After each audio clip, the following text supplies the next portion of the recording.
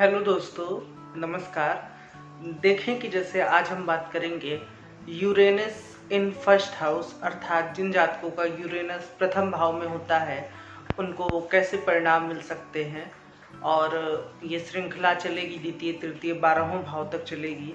तो देखें कि सबसे पहले यूरेनस ग्रह के बारे में समझते हैं। देखें कि यूरेनस स्वतंत्रता का कारक ग्रह है, यूरेनस बदलाव का कारक ग्रह है, रूढ़िवादी परंपराओं को खत्म करके नई परंपराएं इजाद करने का कारक ग्रह है, यूरेनस आविष्कार का कारक ग्रह है, यूरेनस नए विचारों का कारक ग्रह है। यूरेनस आपका जैसे हो गया ना कि जो लोग जैसे बहुत जल्दी किसी चीज़ से ऊब जाते हैं और फिर उनका कुछ नया करने की इच्छा होती है, तो यूरेनस इसका कारक ग्रह है। तो देखें कि सबसे पहले बात करते हैं कि यूरेनस किन राशियों में अच्छा होता है। तो जो वायु तत्व की राशियां होती हैं, यूरेनस इनमें अच्छा होता है। और कुंभ राशि को इसका स्वामित्व दिया गया है, कुंभ राशि को इसका स्वामी माना गया है। तो वायु तत्व की राशियां कौन हो गई, जैसे मिथुन हो गया, तुला हो गया, कुंभ हो गया। यदि आपका प्रथम भाव में नेपच्यून इन 3 राशि में है तो ये एक अच्छा संकेत है। दूसरी बात की वायु तत्व का मित्र तत्व कौन सा होता है, तो वो अग्नि तत्व होता है। तो अग्नि तत्व में भी यूरेनस अच्छा होता है, उसमें भी इसको बल मिलता है। और जल तत्व में वो अच्छा नहीं होता है और पृथ्वी तत्व में उसको नुकसान होता है। तो इस पॉइंट का ध्यान रखिए। अब बात करते हैं जैसे यूरेनस जिन जातकों के प्रथम भाव में होगा वो लोग कैसे होंगे, उनका व्यवहार कैसा होगा। तो देखें कि सबसे पहले ऐसे जातक बहुत ज़्यादा स्वतंत्रतावादी होंगे, मतलब व्यक्तिवादी जो लोग होते नहीं हैं उनके लिए इंडिविजुअल की इंडिपेंडेंस बहुत इम्पोर्टेंट होगी कि व्यक्ति की इच्छा, व्यक्ति जो करना चाह रहा है वो करेगा। ऐसे लोग जो चीज़ करना चाहते हैं उसको करते हैं। यदि उस पर दबाव बनाया जाए तो उस कार्य को वो छुप करके करेंगे, लेकिन उस चीज़ को वो करेंगे। इनको नियंत्रण बिल्कुल पसंद नहीं होता है, ये अपने ऊपर जरा सा भी नियंत्रण बर्दाश्त नहीं करते हैं। इसीलिए जब यूरेनस प्रथम भाव में वृश्चिक राशि में होता है तो ऐसे लोगों को काफ़ी दिक्कत का सामना करना पड़ता है। तो देखें कि सबसे पहले तो ये पॉइंट ध्यान में रखिए। दूसरी बात होती है कि ऐसे लोग बहुत जल्दी बोर हो जाते हैं, मतलब जैसे कि किसी चीज़ को बहुत एनर्जी से शुरू करेंगे, मन लगा के शुरू करेंगे, लेकिन बाद में हो सकता है कि इनका उस चीज़ में मन ना लगे। तो इनको सलाह ये रहती है कि जब कोई कार्य कोई व्यक्ति प्रारंभ कर रहा हो तो आप उसमें उसकी खूब बढ़ चढ़ के मदद करें और फिर बाद में आप स्वयं पीछे हट जाएं या फिर आप उसमें लगे रहें। लेकिन जब आप स्वयं कोई कार्य करते हैं तो आप जो एनर्जी, जो ऊर्जा आप शुरुआत में उस कार्य में लगाते हैं वो बाद में आप नहीं दे पाते हैं। इसलिए कोई व्यवसाय या कोई कार्य इनका उतना तेजी से चल नहीं पाता है। इसलिए इनको सलाह दी जाती है कि ये किसी व्यक्ति के साथ कार्य कर लें। दूसरी बात करते हैं कि जैसे यूरेनस चूँकि ये नए विचारों का ग्रह है तो इसमें काफ़ी लोग कुछ खोजी स्वभाव के होते हैं, आविष्कारकर्ता होते हैं। इन्हें कई बार ज़िंदगी ऐसी ही मिली रहती है जो मतलब जैसे एडवेंचरफुल हो, कभी इधर कभी इधर। इनके जीवन में स्थिरता बहुत कम पाई जाती है, या कई बार ये चुनते भी ऐसा है कि मतलब इन्हें पसंद ही होता है कि इनका जीवन स्थिर ना हो, कभी ये इधर रहे कभी वो इधर रहे। इनके घर में बहुत ज़्यादा बदलाव होता है, मतलब एक घर में टिक पाना मुश्किल होता है। बहुत ज़्यादा यदि स्थिर ग्रहों का प्रभाव हो तभी ऐसा हो पाता है, अन्यथा ऐसा नहीं होता है। तो अब बात करते हैं कि जैसे यूरेनस किन ग्रहों के साथ है। अब राशि में जैसे मैंने बताया कि जल तत्व में वो क्यों नहीं अच्छा होता है, क्योंकि जल तत्व में जैसे मान लीजिए कि मैंने कहा कि वृश्चिक थोड़ा सा पाबंदी का कारक ग्रह है, मतलब कारक राशि है पाबंदी की।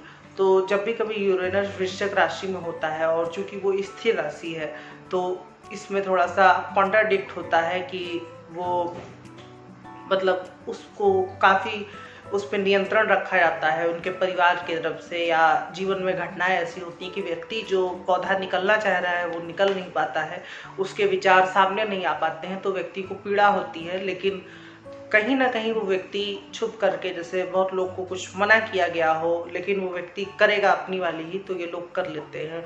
दूसरी बात जैसे जल तत्व राशि में ये होता है कि मैंने बताया ना यूरेनस ऊर्जा का ग्रह, फायर का ग्रह है। किसी जैसे भारी सभा में टोकने का ग्रह है कि उठ करके बोल दिया।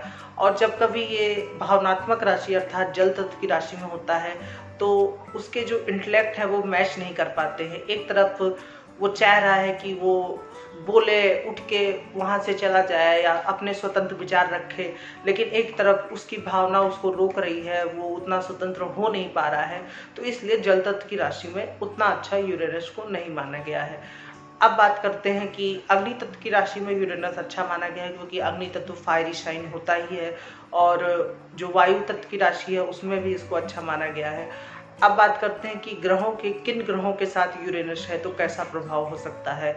तो देखें कि सबसे पहले जैसे शुभ ग्रह पाप ग्रह आपको तो पता ही होगा, तो उसमें सबसे पहले हम सूर्य की बात करते हैं कि सूर्य और यूरेनस साथ में रहेंगे तो क्या फल हो सकता है।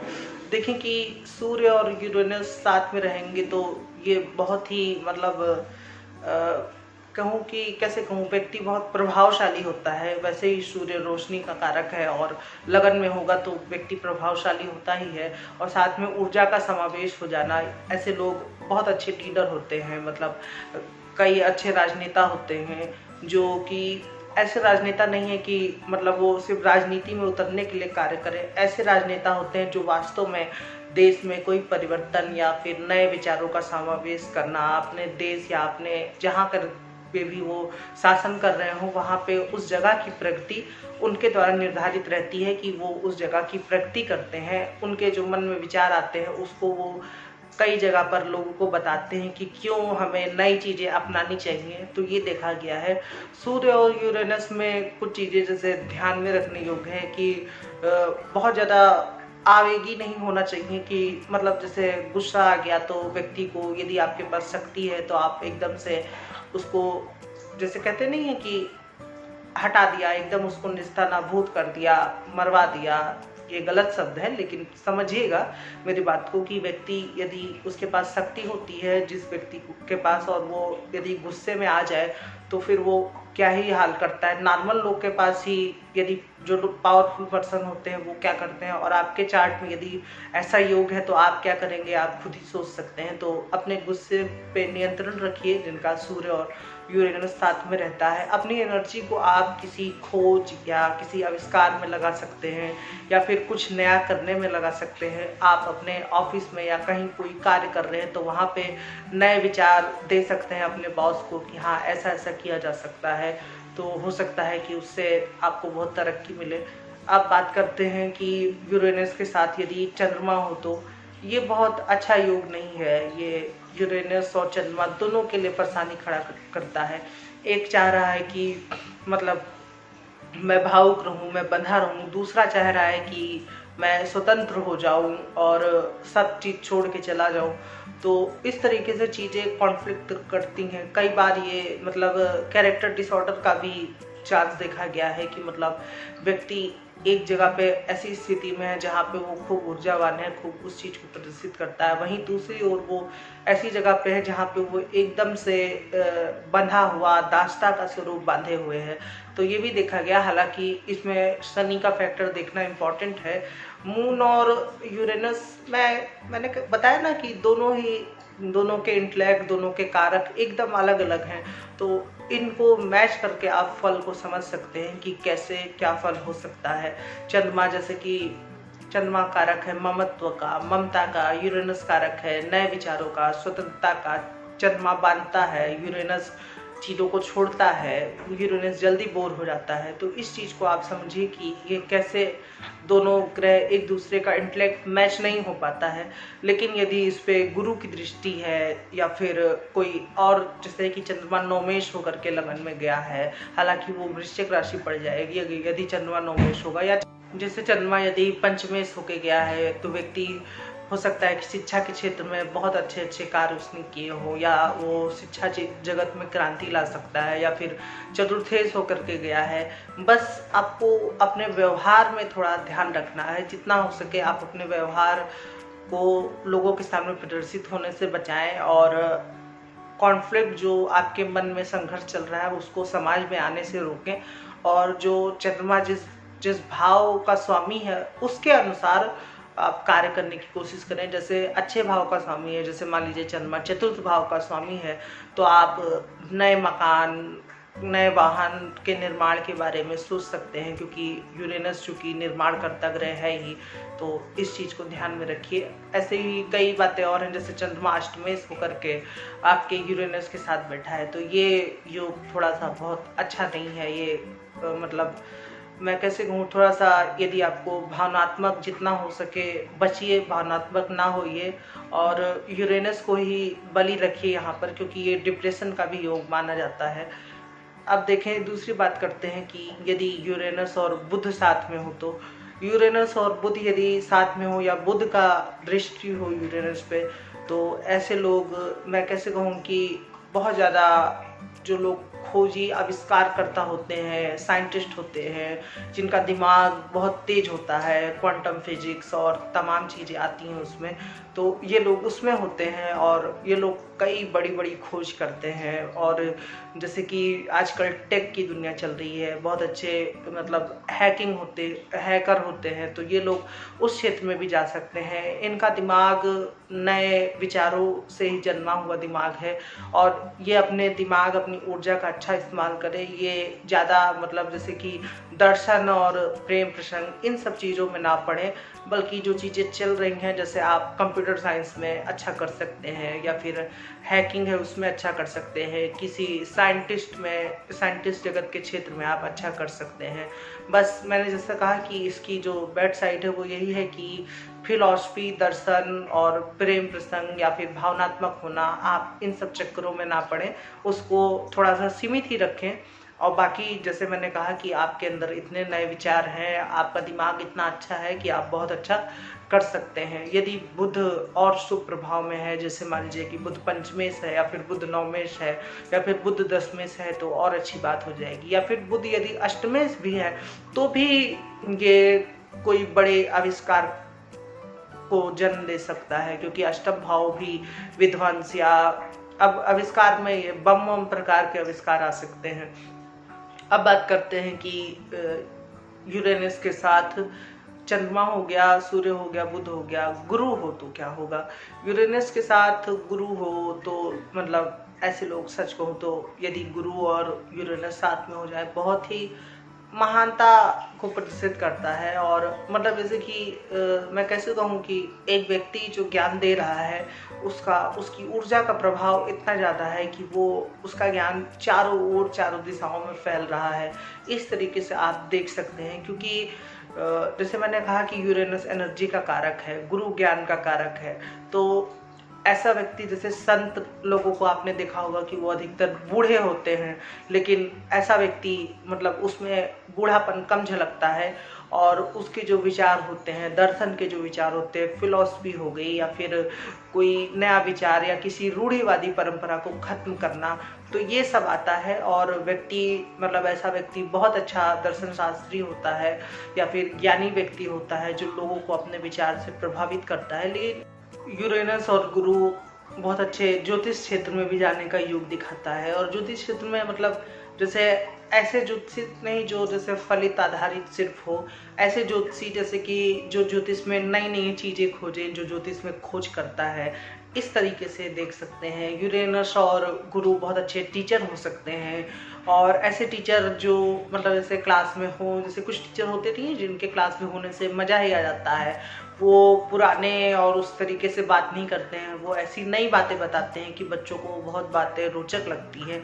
तो इस तरीके से भी आप देख सकते हैं। ऐसे लोग सौम्य होते हैं, काइंड होते हैं, और यदि चाहे तो किसी भी हद तक मदद करने वाले होते हैं। थोड़ा ये अपने मदद कर्ता भाव पे कंट्रोल रखें, यही इनको सलाह रहती है। बाकी इनमें कोई अवगुण नहीं पाया जाता है, बस ये थोड़ा सा कभी कभी जैसे गुरु स्थिरता का कारक है, और यूरेनस आपका जल्दीबाजी का ग्रह है, तो थोड़ा सा इस चीज़ को मैनेज करके चले कि कहाँ पर आपको तेज़ी दिखानी है और कहाँ पर स्थिर होना है, तो इसको मैनेज करके चलें। बाकी चीज़ें अपने अनुसार चलती रहेंगी, बस आपको इसका ध्यान रखना है कि आपको किस कार्य को स्थिर होकर करना है और किस कार्य को आपको आवेग के साथ या उसको छोड़ना है, आप इसमें अंतर स्थापित स्वयं कर सकते हैं। तो इस चीज़ को थोड़ा सा सोच लीजिए।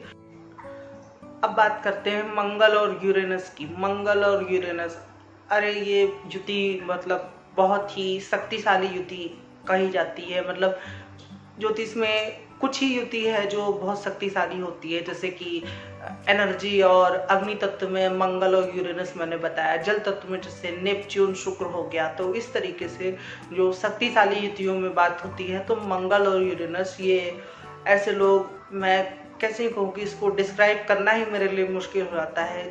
जैसे अब एक एक पॉइंट पर बात करते हैं कि पहली बात तो ये युति शुभ है या अशुभ, इसको देखना जरूरी है कि कहीं ये युति मतलब जैसे कि वृश्चिक राशि में तो नहीं है, क्योंकि वृश्चिक राशि बहुत अच्छी नहीं मानी जाती है।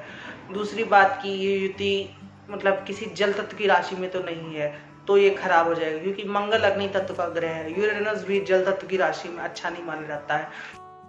कर्क वृश्चिक मीन में अगर ये युति हो तो अच्छा नहीं माना जाता है, लेकिन थोड़ा सा मतलब जैसे मीन राशि में हो तो चीज़ें चल सकती हैं, क्योंकि कई बार बहुत ज़्यादा एनर्जी हो जाती है तो उसको उस पर नियंत्रण लगना भी जरूरी है।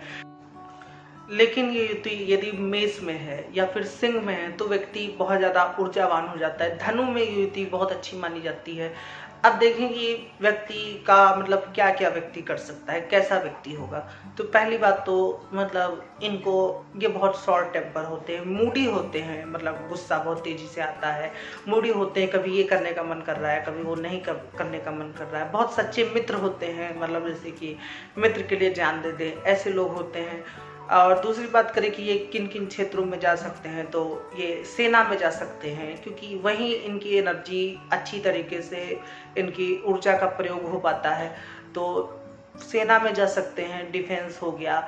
और दूसरी बात करें तो मतलब इसके कुछ नेगेटिव पॉइंट की बात करें तो यदि जैसे नेगेटिव प्रभाव आ रहा है, जैसे मंगल अष्टमेश हो गया या मंगल षष्ठेश होकर के बैठा है, शनि की भी दृष्टि आ रही है, तो मतलब ऐसे लोग थोड़ा सा क्रूर हत्याओं में भी देखा गया है कि जो लोग हत्या करते हैं या फिर जो लोग आतंकवादी टाइप से होते हैं, तो उनमें भी ये देखा गया है। लेकिन इसके लिए आपको बहुत सी चीज़ें देखनी पड़ेंगी। आप सिर्फ इसके आधार पर नहीं कह सकते हैं कि ये व्यक्ति हत्यारा होगा। जैसे हत्यारा इन द सेंस मैं क्यों कह रहा हूँ, क्योंकि ऐसे ही व्यक्तियों में वो ऊर्जा है कि वो लोग किसी की हत्या या जान ले सकें। सबके अंदर तो ऐसी ऊर्जा नहीं होती है। हत्या करना बहुत बड़ी बात होती है, आप ऐसे किसी को मार थोड़ा नहीं सकते हैं, उसके लिए बहुत हिम्मत चाहिए। तो वो जो हिम्मत होती है वो ऐसी ही कुछ युतियाँ होती हैं जिनसे वो हिम्मत आती है।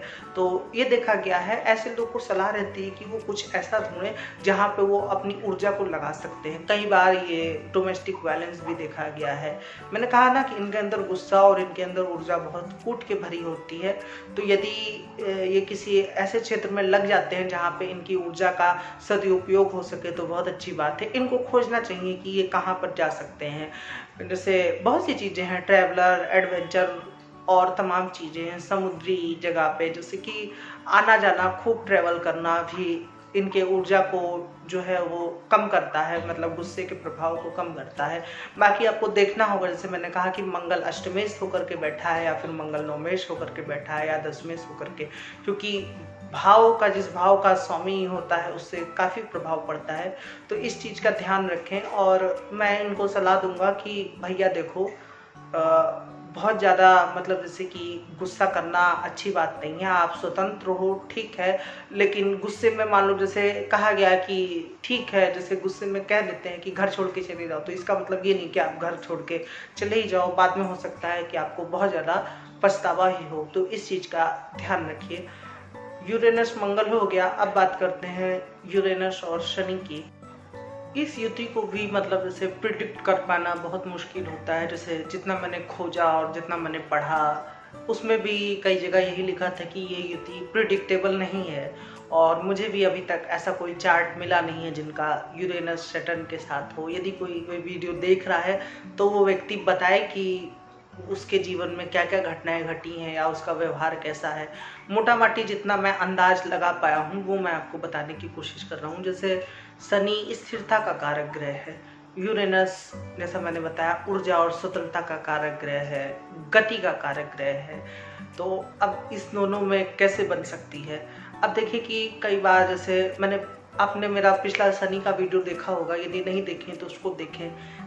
जैसे कुछ लोग होते नहीं हैं जिनका जीवन सामान्य स्तर से बहुत ज़्यादा निचला रह जाता है और वो उनका जीवन उसी में समाप्त हो जाता है, जिनके चार्ट्स नहीं अवेलेबल होते हैं। जाहिर सी बात है कि वो जब सामान्य स्तर से नीचे रहेंगे तो उनकी कुंडली कहाँ से हम लोग को मिलेगी। या तो मैं जा करके किसी बहुत गरीब या निर्धन व्यक्ति से पूछूं कि आपकी जन्म तिथि क्या थी, हो सकता है उसे पता भी ना हो, लेकिन ऐसे लोग की कुंडली में ये योग देखा गया है। इसके और भी चीज़ें हैं, यदि आपकी कुंडली में ये योग है तो डरने की जरूरत नहीं है। मैं अभी डिफाइन कर रहा हूँ कि क्यों मैंने ऐसे कहा। जैसे शनि यदि छठे भाव का स्वामी हो, या शनि जैसे कि वहाँ पे पीड़ित हो रहा हो कि मेष में शनि हो और नीच का शनि हो, वैसे ही लगन में शनि को दिग्बल कम मिलता है। मैंने पिछले वीडियो में बताया था कि शनि जैसे जैसे बलहीन होगा, निर्धनता में काफ़ी बढ़ोतरी होती जाती है, और यूरेनस के साथ होना तो ये इस चीज़ को दिखाता है कि व्यक्ति जीवन भर भटकता रह गया और उसे कोई मंजिल की प्राप्ति नहीं हुई, ये दिखाता है। दूसरी अब बात करते हैं कि शनि यदि 9 मेष है, 10 मेष है, या शनि बली होकर के बैठा है और साथ में यूरेनस बैठा है, तो पहली बात तो मैंने कहा ना कि ये प्रेडिक्टेबल नहीं है, लेकिन फिर भी ऐसे लोग बहुत ही रहस्यमयी होते हैं। और कब ये आपको दिख रहा है कि व्यक्ति आपके साथ है और स्थिर व्यवहार कर रहा है, व्यक्ति बहुत अच्छा है, लेकिन कब वो व्यक्ति एकदम से बदल गया, आपके लिए आश्चर्यजनक हो सकता है। वृश्चिक राशि में ये टेंडेंसी काफ़ी ज़्यादा होती है कि यदि वृश्चिक में शनि और नेपच्यून हो तो फिर जो होता नहीं है कि स्लो पॉइजनिंग जिसे कहते हैं, कि धीरे धीरे जहर देना। व्यक्ति आपके साथ है, आपसे बात कर रहा है, धीरे धीरे है, सब कुछ सही है, व्यक्ति आपको समझ रहा है, क्योंकि वो व्यक्ति हो सकता है कि उसके अंदर बदले की भावना आ गई हो। तो और चूंकि यूरेनस उसके साथ है तो वो जो एक्शन करना चाहता है उसको बाकायदा पूरी प्लानिंग करने के बाद वो उस एक्शन को करेगा। जो वर्क होता है, जो कार्य होता है, जो घटना वो घटाना चाहता है, उस चीज़ को वो करेगा और आप देखते रह जाएंगे। तो ये भी देखा गया है यूरेनस और शनि में, जिसमें व्यक्ति धीरे धीरे चाल करता है, सबसे अनिभे। जैसे कुछ लोग होते नहीं है कि यार तुम तो बहुत छुपे तुम निकले, तुमने इतना बड़ा कार्य कैसे कर लिया। जो लोग जिनको अचानक से सफलता मिलती है, अचानक से सफलता वो दुनिया को दिख रहा होता है, लेकिन उन्हें पता होता है वो व्यक्ति उस चीज़ के लिए कार्य करता है। तो आपके लिए सबसे अच्छी सलाह यही है कि यदि आपके दिमाग में कोई ऐसा विजन है कि आप सोचे हों कि आप धीरे धीरे अपनी मंजिल को प्राप्त कर सकते हैं, तो आपके लिए राइट वे है शनि और यूरेनस। चूंकि आपको दोनों ग्रह के कार्यकत्व को शामिल करना होगा, तो आप धीरे धीरे करके, और जहाँ पे एक्शन लेना है, कि जहाँ पे ऊर्जा दिखानी हो वहाँ पे आप एक्शन लें, वहाँ पर ऊर्जा दिखाएं। बस जैसे मैंने कहा कि बातों को दिल पे ना लें और चीज़ें छोड़ना सीखें, क्योंकि शनि है तो चीज़ें जल्दी छूटती नहीं हैं।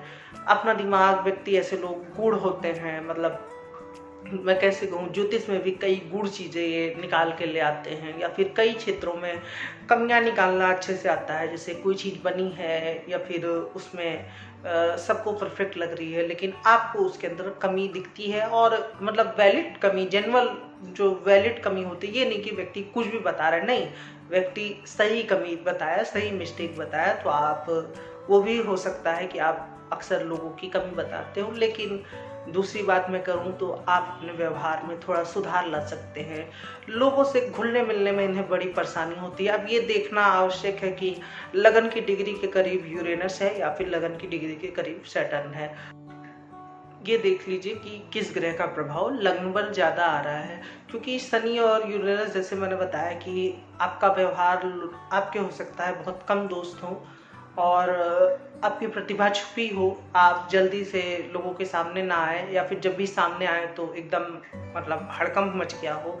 और दूसरी चीज़ मैंने कहा ना कि जो संकीर्ण मानसिकता होती है, किसी भी विचार को अपने जो संकीर्ण हो या जिस पे आपको डाउट हो, शुरू में मत पलने दीजिए। जैसे नीति शास्त्र में हम लोग को पढ़ाया जाता है कि मूल्य धीरे धीरे एटीट्यूड, अभिवृत्ति का रूप ले लेते हैं। तो आप अपने मूल्यों को, यदि वो गलत हैं तो उनमें परिवर्तन ला सकते हैं।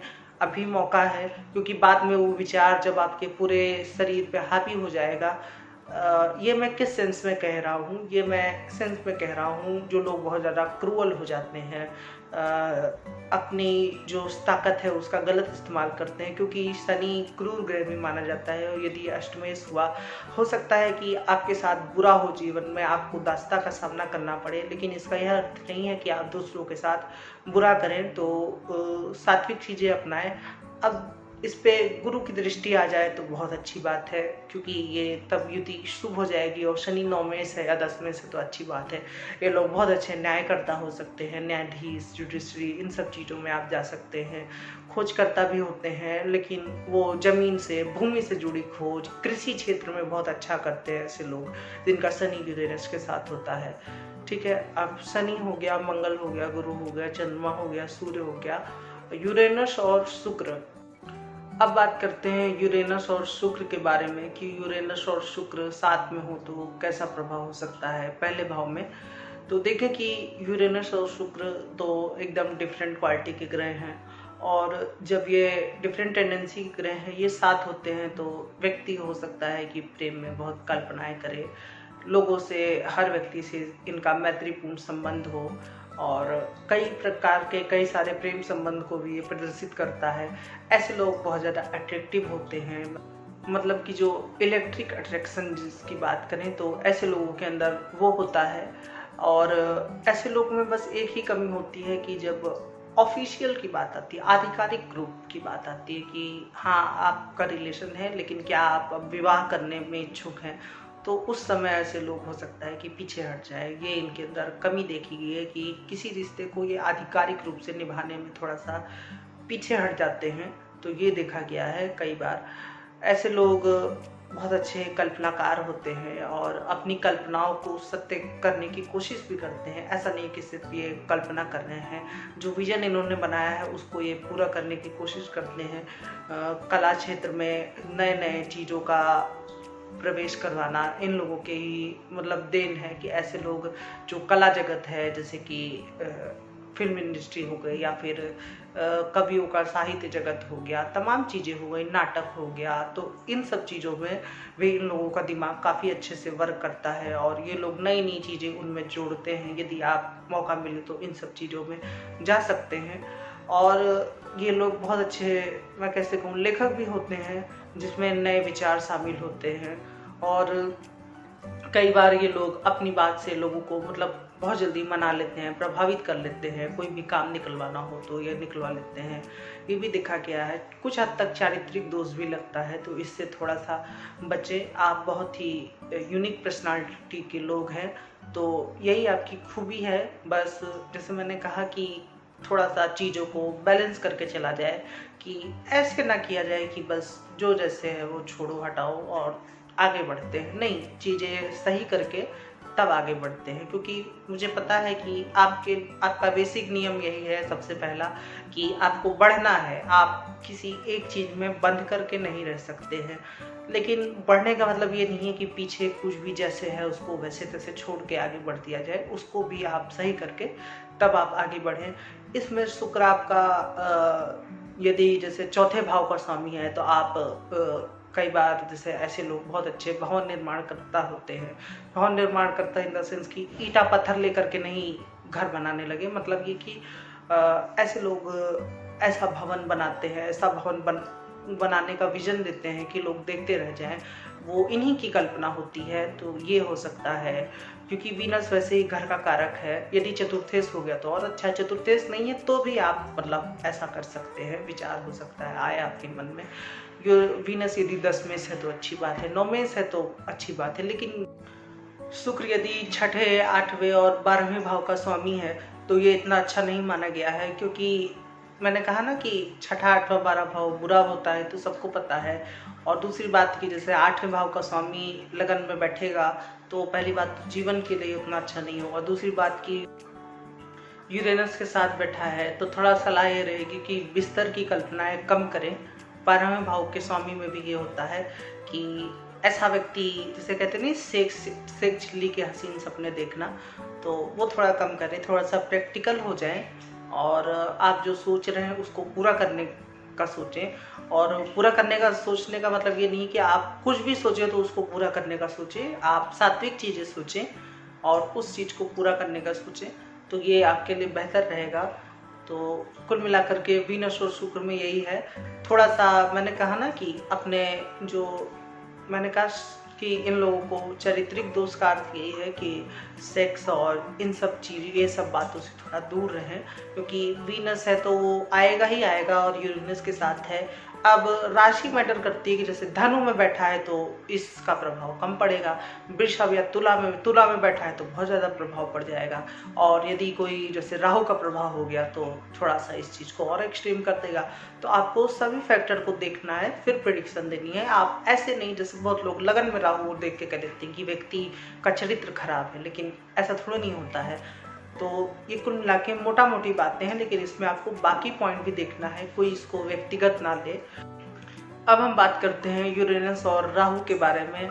यूरेनस और राहु के लोग बहुत ज़्यादा बुद्धिमान होते हैं। ऐसे लोग यदि जैसे ये यदि मिथुन, तुला या फिर कुंभ में हो तो बहुत अच्छा है। ऐसे लोग बहुत अच्छे हैकर होते हैं, तो बहुत अच्छे वैज्ञानिक होते हैं, और जो मतलब ऊपरी चीज़ें हैं, मतलब जैसे कि ब्रह्मांड, इन सब चीज़ों के बारे में अच्छे खोजकर्ता होते हैं। इन लोगों को कन्विंस करना बहुत ज़्यादा मुश्किल होता है। इनको कन्विंस करने के लिए पहले जैसे कि कोई चीज़ आपको बतानी कि ये अच्छा है तो आपको इन्हें बताना चाहिए कि ये खराब है, ये तुम मत करो, तब हो सकता है कि ये उस कार्य को करें। लेकिन यदि आप कहेंगे कि तुम ये कर लो तो ये उस चीज़ को ना करें। इस तरीके के लोग कई बार हो जाते हैं। तो ये देखा गया है। कई बार कुछ आपराधिक कृत्य भी शामिल होते हैं, जैसे शनि के साथ बैठा हो या शनि का भी प्रभाव आ रहा हो, दृष्टि है या मंगल की दृष्टि है, तो जैसे खूंखार अपराधी भी देखा गया है, क्योंकि पाप ग्रह ऐसा कार्य करवाते ही हैं, कार्य क्या करवाते हैं, ऐसा विचार देते हैं।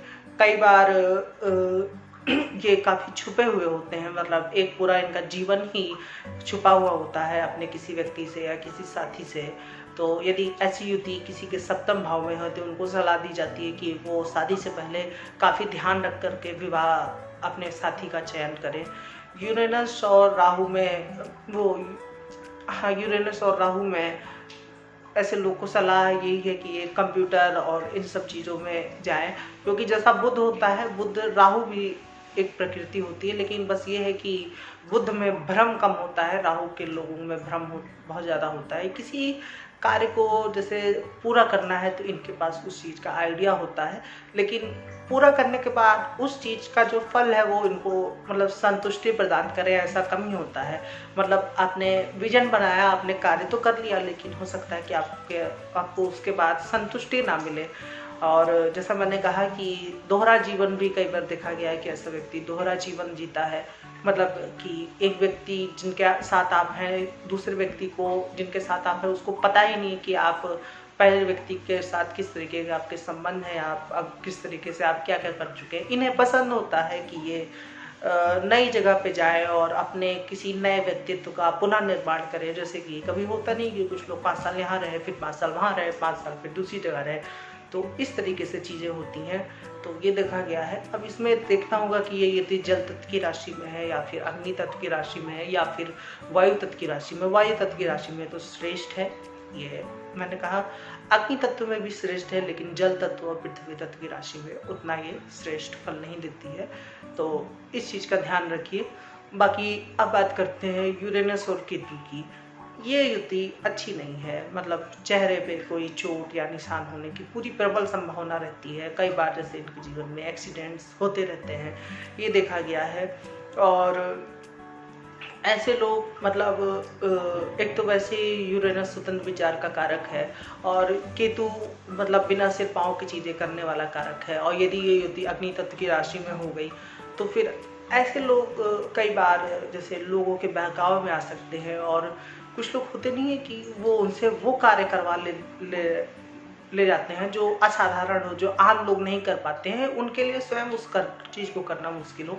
और किसी व्यक्ति ने ऐसा कार्य किया हो जो लोग देखते रह गए हो, लेकिन उस कार्य की सोच उस व्यक्ति द्वारा जेन्युइन नहीं है, बल्कि हो सकता है किसी और ने उनके दिमाग में डाला हो, तब वो वैसा कार्य किए हो। जैसे कुछ लोग मन में भरते रहते हैं कि ये खराब है, ये खराब है और ये दुष्ट है, या जैसे कि किसी विचारधारा का निर्माण करना, जैसे कि इस धर्म के लोग बुरे हैं, तो ऐसे लोग अपने धर्म के प्रति कट्टर भी हो सकते हैं, केतु और यूरेनस के लोग। और इनमें मतलब जैसे कि कोई विचार डालना बहुत ही आसान होता है। जो बुद्धिजीवी लोग होते हैं, जो ऊपर से खेल खेलते हैं, तो ऐसे लोग अक्सर, मेरी सलाह रहेगी कि किसी की गुलामी ना करें, किसी के प्रभाव में ना आए, आपका जो है वही रखें, किसी सात्विक व्यक्ति से जुड़ जाएं, लेकिन किसी राजनीतिक व्यक्ति या किसी धर्मांध व्यक्ति के साथ ना जुड़ें जो आपको धर्म के प्रति कट्टर बनाए। ऐसे लोग सन्यासी भी बन सकते हैं, मतलब कोई क्या प्रभाव है, गुरु का प्रभाव है या अलग प्रभाव है। ऐसे लोग कई बार ऐसे भी होते हैं कि जैसे जिनका श्राप लगता है, तो इस तरीके के लोगों का भी श्राप लग सकता है। कई बार मतलब इनका जीवन बहुत ज़्यादा सामान्य रह सकता है। मतलब मैं आपको ओवरऑल चीज़ देखने को कह रहा हूँ कि केतु पे प्रभाव किस ग्रह का है। शनि का प्रभाव है तो जाहिर सी बात है निर्धनता व्यक्ति के जीवन में और बढ़ जाएगी। अब ये भी देख लीजिए एक मिनट कि शनि शुभ है कि नहीं। जैसे कुछ लोग कहेंगे आपने कहा था शनि का प्रभाव हो तो निर्धनता बढ़ जाएगी, लेकिन अरे भैया शनि को भी देख लो कि शनि नौमेश है या फिर अष्टमेश है, या शनि नीच का तो नहीं है, फिर शनि की दृष्टि कैसा फल करी है, ये भी देखना इम्पोर्टेंट है। तो मैंने कहा ना कि जो लोग कई बार बहुत ही निचले स्तर तक रहते हैं, मतलब कई बार अनाथ हो जाना या फिर इस तरीके की जो टेंडेंसी देखी गई है कि जीवन में कुछ ना होना और फिर ऐसे ही भटकते रहना, तो ये देखा गया है केतु और यूरेनस में। ऐसे लोग, मैंने कहा ना कि वो कार्य करने में सक्षम होते हैं जो कोई नहीं कर सकता है। लेकिन बस मैंने कहा ना अच्छी बात यही होती कि यदि गुरु का प्रभाव आ जाए या किसी शुभ ग्रह का प्रभाव आ जाए या इनको किसी अच्छे गुरु का सानिध्य मिल जाए, तो ऐसे लोग बहुत अच्छे होते हैं, अपनी ऊर्जा को सही जगह पर लगाते हैं। ऐसे लोग बहुत अच्छे सन्यासी होते हैं, मॉन्क जिन्हें कहते हैं। और कई बार तो ऐसे लोग अपना पूरा जीवन ईश्वर को समर्पित कर देते हैं। मतलब मैं आपको बता रहा हूँ कि जो भौतिक जगत है वो हो सकता है आपके लिए ना हो, तो इन सब चीज़ों में ज़्यादा ना पड़े आप। यदि आप मतलब जैसे कोई आंदोलन में जुड़ते हैं तो ये बहुत अच्छी बात है। आंदोलन का अर्थ है कि सही आंदोलन हो, ये नहीं कि आप किसी कट्टर धर्मी के साथ जुड़ गए हो जो एक धर्म को नष्ट करना चाहता हो या किसी दूसरे धर्म के प्रति अपने मन में विष घोलता हो। तो ऐसी जगह पे आपकी ऊर्जा नाश हो रही है, वो अच्छे में नहीं गिना जाएगा, तो इस चीज़ का ध्यान रखें। धनु में ये अच्छा माना गया है, धनु में ये युति हो तो काफ़ी अच्छा होता है, ऐसा व्यक्ति के विचार बहुत अच्छे होते हैं। तो कुल मिला के केतु और यूरेनस के ये फल थे। आशा करता हूँ कि आपको ये वीडियो अच्छा लगा होगा। मैं बहुत थक गया हूँ क्योंकि काफ़ी लंबा वीडियो मैंने बनाया। इसके पहले मैंने काफ़ी लेख पढ़े थे और जो कुछ थोड़ा बहुत मैंने अभी तक जाना है ग्रहों की युतियों के बारे में कि ग्रह की युतियाँ कैसे कार्य करती हैं, उस हिसाब से मैंने आपको बताने की कोशिश की है। यदि आप ये वीडियो YouTube पे देख रहे हैं तो आप मेरे चैनल को सब्सक्राइब करें और इस वीडियो को ज़रूर से लाइक करें, और नीचे कमेंट में आपके जो भी प्रश्न हैं आप उनको पूछ सकते हैं। यदि आप इस वीडियो को फेसबुक पेज पे देख रहे हैं तो मेरे पेज को लाइक करें और फॉलो करें। बाकी ठीक है, आज के लिए इतना ही रखते हैं। आप चाहे तो मेरे फेसबुक पेज को फॉलो कर सकते हैं, लिंक आपको डिस्क्रिप्शन बॉक्स में मिल जाएगा। आज के लिए इतना ही रखते हैं।